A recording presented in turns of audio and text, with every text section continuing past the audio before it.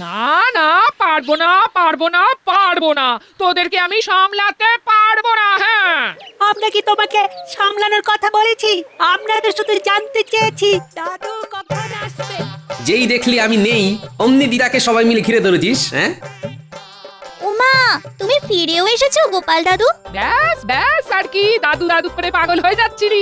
একদিন এই সাধনা শেষ, তোদের দাদু ফিরে এসেছে। নে, এবার দাদুকে নিয়ে নেট্য কর, নেট্য কর। আমরা তো চিন্তায় পড়ে গেছিলাম। দাদু, তুমি যদি কোথাও হারিয়ে যেতে, যদি কোনো বিপদ আপদ হতো তোমার, তখন? আমার আবার কি হবে? আমার কিছু হবে না। ঠিকই বলেছো, তোমার দ্বারা কিচ্ছু হবে না। তোমার দৌড় যে কত দূর তা আমার জানা আছে। হ্যাঁ, দৌড় আর কি দেখলে গিন্নি? দৌড়ের মতো দৌড় দেখিয়ে দিতাম যদি না মহারাজের দাদার সাথে দেখা হয়ে যেত। ওই দাদাই তো আমার সব পরিকল্পনা ঘেটে দিল গিন্নি। আবার আবার তুমি উল্টো পাল্টা কথা বলছো।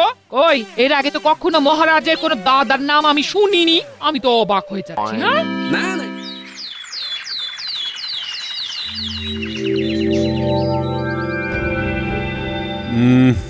না, কয়েকদিন ধরেই একটা চিন্তা মনের মধ্যে কেমন যেন খচখচ করছে। কিছুতেই শান্তি পাচ্ছি না যে আমি রাজসভায় সবার মনের মতো নয়। তাই বুঝি? তা কারা আপনার বিরুদ্ধে মুখ খুলছে শুনি? সেটা তো আর অনুমানের ওপর ভিত্তি করে নিতে পারি না। তবে যতক্ষণ না নিজের কানে আমার বিরুদ্ধে তাদের বলতে শুনছি, ততক্ষণ যেন ঠিক শান্তি পাচ্ছি না। কিন্তু সেটা কি করে সম্ভব? কেউ কি আপনার মুখের ওপর কিছু বলবে? আরে সেটাই তো সমস্যা রানী, সেই জন্যই তো আমি এত অস্থির হচ্ছি। দাঁড়ান দাঁড়ান, সমস্যা যদি থাকে সমাধানও থাকবে, তাই আপনি অস্থির হবেন না মহারাজ। কিছু না কিছু একটা উপায় ঠিক বের হবে। এই সকালবেলা অত ব্যস্ত না হয়ে একটু মাথা ঠান্ডা করে বিশ্রাম নিন বরং। গোপাল, ও গোপাল, গোপাল। ও বাবা, তা সাত সকালে তোমার কি চাই? তলব হয়েছে, রানীমা ডেকে পাঠিয়েছেন। বোঝো ঠেলা। কাঁচা ঘুম ভেঙে গেলে এরকমই হয়।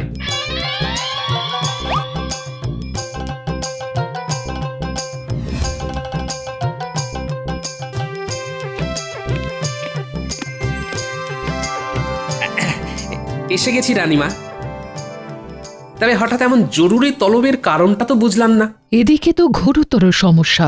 মহারাজ নিজের কানে শুনতে চান রাজসভায় কারা কারা তাকে পছন্দ করেন না। এ আবার মহারাজের কেমন আবদার? তাহলেই বোঝো কিরকম সমস্যা। এই নিয়েই মহারাজের মন আনচান আনচান করছে। এবার তোমাকে কিছু একটা করতে হবে গোপাল। সবটাই তো বুঝলাম, তবে আমি যে এখন জঙ্গলে যাচ্ছি রানীমা। জঙ্গলে কেন? সেখানে গিয়েই ধ্যানে বসবো এবার। ধ্যানেই মুক্তি। তবে আমার কি হবে গোপাল? মহারাজের চিন্তায় এবার যে আমার ঘুম নষ্ট হয়ে যাবে। চিন্তা করবেন না রানীমা, যদি কিছু ব্যবস্থা হয় তাহলে জঙ্গলেই হবে। তবে যাই হোক না কেন, কোনো অবস্থাতেই ভেঙে পড়লে চলবে না। ভেঙে তো পড়েছেন মহারাজ, তাকে তো আর বদলাতে পারবো না। মহারাজের ব্যাপারটা আমার উপর ছেড়ে দিন রানীমা। তবে জঙ্গলে যাওয়ার আগে মহারাজের সাথে একবার দেখা করা দরকার।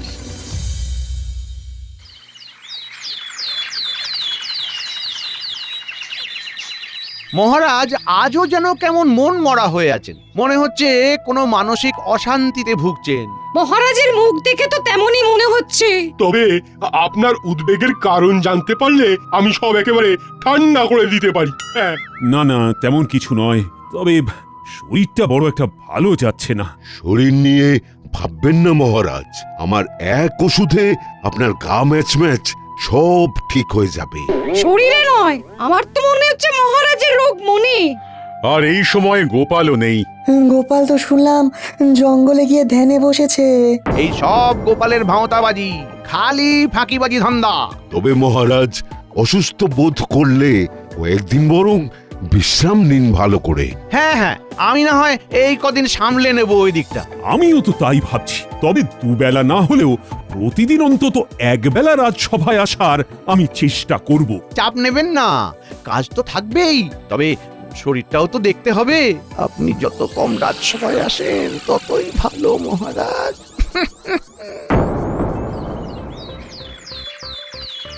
আজ রাজসভা একেবারে জমিয়ে যাবে। মানে আমি যখন আছি তখন জমিয়ে একেবারে দই বানিয়ে দেবো। হ্যাঁ, দই হবে না ঘেঁটে ঘোল হয়ে যাবে সেটা তো একটু পরেই বোঝা যাবে। মন্ত্রী মশাই যে উত্তম রূপে সভা পরিচালনা করতে পারবেন সে ব্যাপারে আমি নিশ্চিত। মহারাজ ছাড়া রাজসভা চলে নাকি? মনে হচ্ছে যেন সবটাই ফাঁকি। এই যে কবি, তুমি থামো দেখি। হ্যাঁ, খালি পিছন থেকে নাচছে কলকাঠি। তবে কলকাঠি নাড়ার আসল লোকটাই নেই বলে আমার মনে হচ্ছে যেন বেশ ভালো আছি। কথাতেই তো আছে দুষ্টু গরুর থেকে শূন্য গোয়াল ভালো। কি রাজসভা যে ফাঁকা ফাঁকা দেখছি, সবাই আছে তবু কেউ নেই। কেন, আমরা কি কেউ নই নাকি? মহারাজ ছাড়া রাজসভা তো নুন ছাড়া তরকারি। আর তাছাড়াও আমার যে মহারাজকেই দরকার। সে তো না হয় বুঝলাম, কিন্তু এই যে শুনলাম তুমি বনে গেলে, তাহলে সঙ্গে করে কাকে আবার নিয়ে এলে? হ্যাঁ, আমারও তো কৌতূহল হচ্ছে ইনি কে? ওই বনে গিয়েই তো একটা চমৎকার হয়ে গেল। চমৎকার? কি রকম চমৎকার গোপাল? গভীর বনে গিয়ে সবে ধ্যানে বসার তোড়জোড় করছি, অমনি এনার সঙ্গে দেখা। দাঁড়াও দাঁড়াও দাঁড়াও, তুমি যেমনই তোর জোর করো এনাকেও যেন আমার খুব চেনা চেনা লাগছে। লাগবেই তো। ইনি যে মহারাজ কৃষ্ণচন্দ্রের দাদা শুভ্রচন্দ্র, বহু বছর গুরুগৃহে কাটিয়ে এখন ফিরছেন। ফেরার পথে আর কাউকে না পেয়ে তোমাকেই ধরলেন? না ধরে উপায় কি, ফিরতে গিয়ে জঙ্গলে পথ হারিয়ে ফেলেছিলেন। ভাগ্যিস দেখা হয়ে গেল, না হলে যে কোথায় কোথায় ঘুরতেন। উনি তবে মহারাজের দাদা? সবাই কেমন দেখছি দেখো, যেন বোকা হাঁদা। তোমার যেমন স্বভাব সবেতেই ফোড়ন কাটা। সে যাই হোক, উনি যখন এসেই পড়েছেন তবে ওর থাকার ব্যবস্থা করে ফেলতে হবে। সেটা না হয় আমি করে ফেলেছি, তবে ওনাকে এই রাজসভা বা রাজ্য পরিচালনার ব্যাপারে জানাতে পারবেন মহারাজ কৃষ্ণচন্দ্র স্বয়ং। মহারাজের অনুপস্থিতিতে আমি যখন সবটা সামলাচ্ছি তখন এই দায়িত্বটাও ঠিক সামলে নেব গোপাল। ওনাকে যা জানানোর আমি জানিয়ে দেব।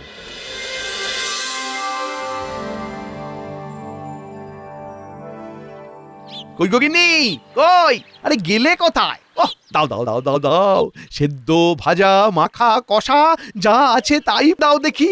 আজ সব একেবারে চেটে পুটে সাবড়ে দেব। কেন গো আজ আবার এমন কি হলো? না মনে হচ্ছে বেশ যেন ফুর্তিতে আছো। তা আছি ওই কি, আজ তো আমার ফুর্তিতেই থাকার দিন। মহারাজ নেই বলে তুমি ছড়ি ঘোরাচ্ছ। শুধু ছড়ি নয়, এবার পুরোপুরি রাজসভা থেকে রাজ্য চালানো আমার হাতেই থাকবে গিন্নি, আমার হাতেই থাকবে। তুমি দেখে নেবে। কিন্তু এটা কি করে সম্ভব? সবই সম্ভব গিন্নি। পড়ে পাওয়া 14 আনা সুযোগটা কাজে লাগাতে হবে। মহারাজের দাদা ফিরে এসেছেন, এখন ওই দাদার মাথাটা যদি ভালো করে ঘুরিয়ে দেওয়া যায় তাহলে আর পিছনে ফিরে তাকাতে হবে না, সারা জীবন বসে বসে খাওয়া যাবে। মন্ত্রী মশাই, শুনলাম নাকি আপনি প্রায় নাচতে নাচতে রাজসভা থেকে বাড়ি ফিরেছেন। তা এই আনন্দের দিনে আপনি কি আমাদের ভুলে গেলেন? তাই আবার হয় রে খ্যাপা, আমি শরীর হলে তোরা আমার পা। এত প্রশংসা মানেই আমাদের প্রয়োজন।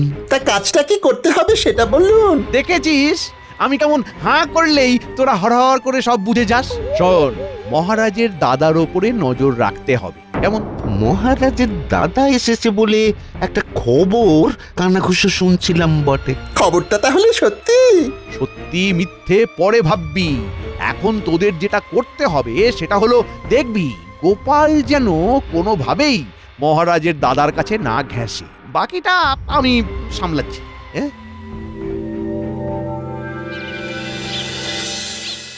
না পারবো না, তোদেরকে আমি সামলাতে পারবো না। হ্যাঁ, আমরা কি তোমাকে সামলানোর কথা বলেছি? আমরা তো শুধু জানতে চেয়েছি দাদু কখন আসবে। যেই দেখলি আমি নেই, অমনি দিদাকে সবাই মিলে ঘিরে ধরেছিস। হ্যাঁ, ওমা, তুমি ফিরেও এসেছো গোপাল দাদু? ব্যাস আর কি, দাদু করে পাগল হয়ে যাচ্ছিলি। একদিন এই সাধনা শেষ, তোদের দাদু ফিরে এসেছে। নে, এবার দাদুকে নিয়ে নেত্য কর। আমরা তো চিন্তায় পড়ে গেছিলাম। দাদু, তুমি যদি কোথাও হারিয়ে যেতে, যদি কোনো বিপদ আপদ হতো তোমার, তখন? আমার আবার কি হবে?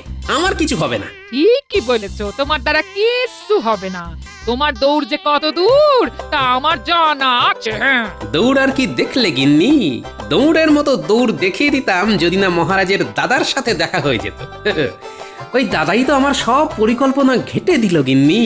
আবার আবার তুমি উল্টো পাল্টা কথা বলছো।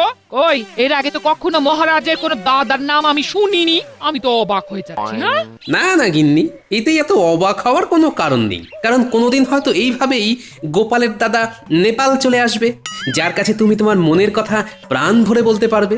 বলো কি গো? হ্যাঁ, তোমারও দাদা আছে দাদু? তবে আর বলছি কি, এমনও তো হতে পারে যে সে এসে হয়তো আমাদের এই যা ভিটে মাটি আছে সব চাটি মেরে নিয়ে চলে যাবে। এই থাক থাক, তোমাকে আর কিচ্ছু বলতে হবে না, থাক। আমার কিন্তু ভয় হচ্ছে মহারাজের দাদাও তো তাহলে মহারাজকে সরিয়ে নিজে সিংহাসনে বসতে পারেন। দেখাই যাক না কি হয়।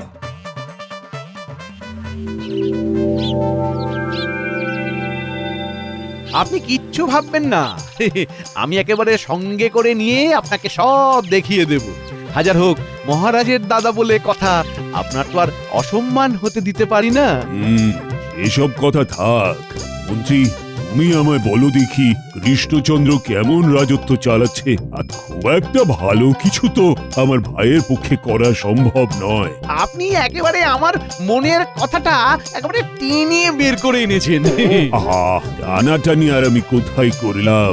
কৃষ্ণচন্দ্র তো সবকিছু টেনে নিয়ে নিল। কিন্তু টেনেই বা কি হলো? রাজা হিসেবে মহারাজ কৃষ্ণচন্দ্র তো একেবারেই অদক্ষ।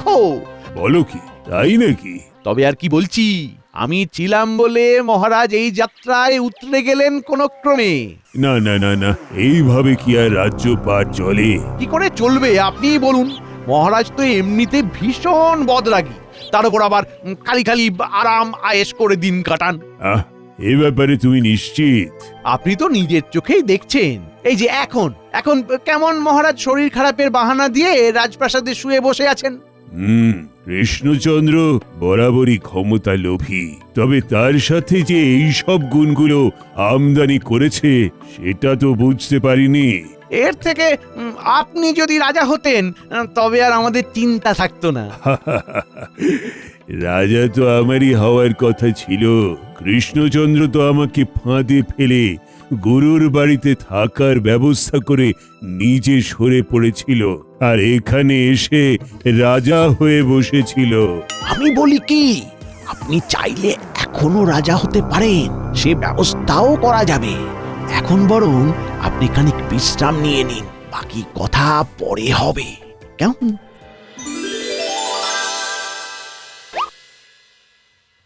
ও, মাত্র কিছুটা সময় রাজসভায় আসিনি, তাতেই মনে হচ্ছে যেন কতদিন হয়ে গেল। হ্যাঁ, মহারাজ এলেন বলে সবাই যেন আলো ফিরে এলো। ভালো ভালো, তেলা মাথায় তেল দেওয়া, এটাই ভালো। এই সব ছেড়ে মন্ত্রী তুমি আমায় বলো দেখি, রাজ্যে সব ঠিকঠাক চলছে তো?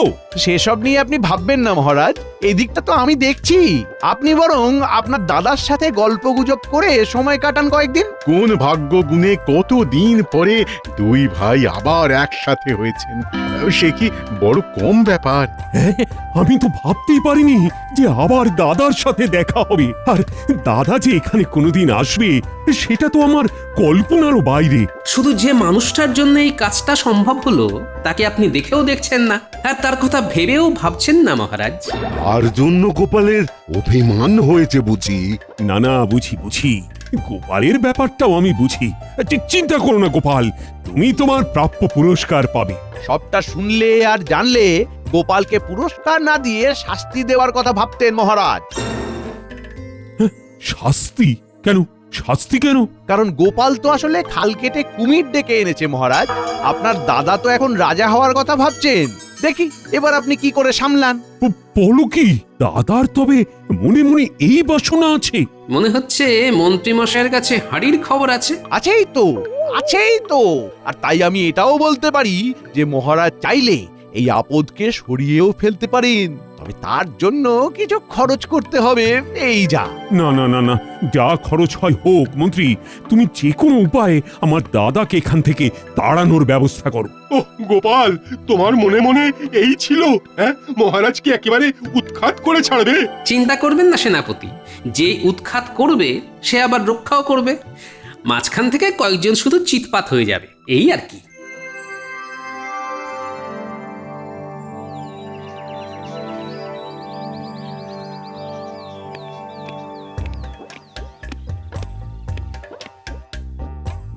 অল্প করে বিশ্রাম নেওয়ার পরে এখন নিশ্চয়ই বেশ হালকা হালকা লাগছে।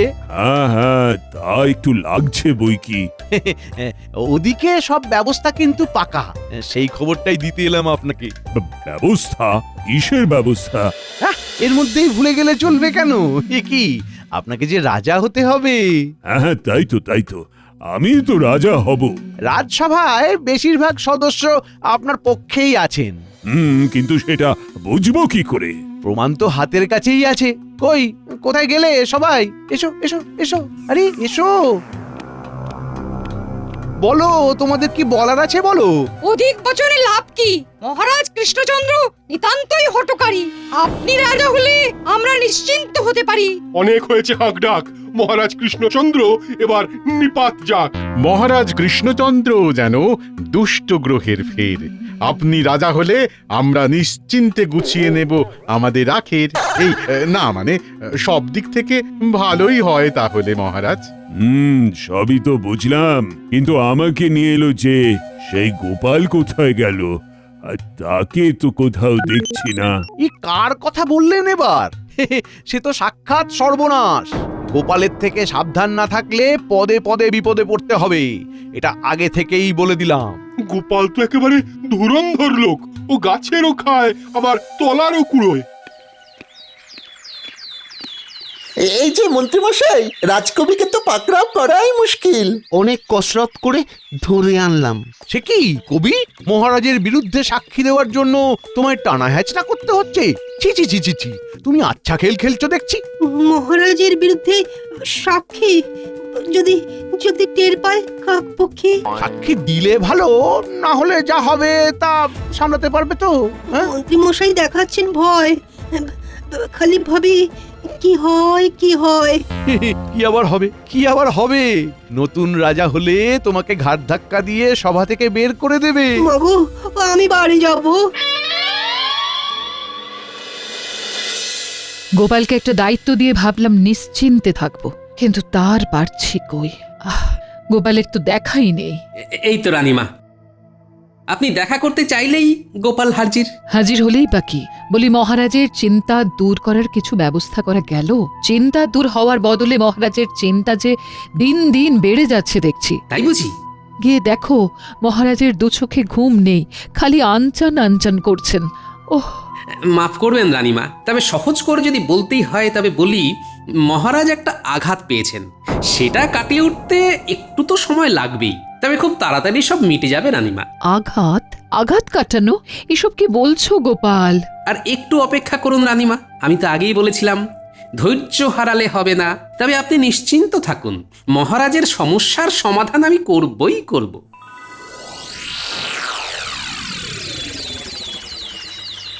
আমরা সবাই চলে এলাম, অথচ মহারাজের দেখা নেই, ব্যাপারটা কি? তবে কি মহারাজ এখনো কয়েকদিন বিশ্রাম নেবেন? শারীরিক ও মানসিকভাবে পুরোপুরি সুস্থ হয়ে ফিরতে মহারাজের এখনো বেশ কয়েকদিন সময় লাগবে। ততদিন কি তাহলে যেমন চলছে তেমনই চলবে? মন্ত্রী মশাই মহারাজের হয়ে দায়িত্ব সামলাবেন, যেমন চালাচ্ছেন। আমি তো সব সময়ই তৈরি, তাই বলছিলাম যে মহারাজ এসেই বা কি করবেন? এদিকে তো খেলা ঘুরে গেছে। মহারাজের ভাগ্য আকাশে কালো মেঘে ঢাকা পড়ে গেছে। মেঘ সরিয়ে আলো ফুটতেও কিন্তু বেশি দেরি লাগে না রাজজ্যোতিষী। সেই আশাতেই থাকো তুমি। আশা ভরসা যা করার সেটা তো এবার থেকে আমার উপরই করতে হবে, কারণ আজ থেকে আমি কৃষ্ণনগরের নতুন রাজা, আমাকেই যে তোমাদের মানতে হবে। এটা তো অন্যায়, এভাবে কি রাজা হওয়া যায়? এটা তো জোরজার মুলুক তার হয়ে যাচ্ছে। যা হওয়ার ঠিকই হচ্ছে। এই নীতি যদি আপনাদের দুর্গতির কারণ হয়ে যায়, তার ফল কি ভালো হবে মন্ত্রীমশাই? আপনি আর আপনার দলবল কিন্তু এইভাবে মহারাজের সঙ্গে বিশ্বাসঘাতকতা করতে পারেন না। তুমি থামো গোপাল, এইভাবে তোমার জ্ঞান শুনতে থাকলে আমি কিন্তু অজ্ঞান হয়ে যাবো এবার। এই অন্যায় মেনে নেওয়ার চেয়ে সভা ছেড়ে চলে যাওয়া ভালো। একদম তাই, আমি আর এই সবাই নেই। এবার যে আমিও ছেড়ে কথা বলবো না, এই দাড়ি ধরে মারলাম টান, দেখি। উমা, এ কি? এই যে আমাদের প্রিয় মহারাজ কৃষ্ণচন্দ্র, দেখো কাণ্ড। যারা বিদ্রোহ করছেন তাদের এবারে রাজসভায় থাকা চলবে তো? ব্যাপারটা কেমন হলো? তার মানে মহারাজ আর মহারাজের দাদা একই লোক? হ্যাঁ? সে আর বলতে, মহারাজের দাদার কথা কুসমিন কালেও কেউ শুনেছে কোথাও? খাসা বুদ্ধি গোপাল, কিন্তু এমন বুদ্ধি তোমার মাথায় এলো কি করে?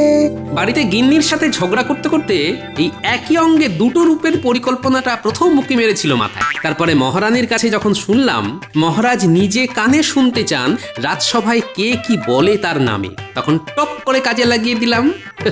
তার মানে বনে সাধনা করতে যাওয়ার ব্যাপারটা সত্যি নয় গোপাল? যাবো ভেবেছিলাম বটে, তবে যাওয়া তো আর হলো না। মহারাজের সাথে পুরো পরিকল্পনাটা ছকে ফেলে রাজপ্রাসাদেই ঘাপটি মেরে থাকলাম এক রাত।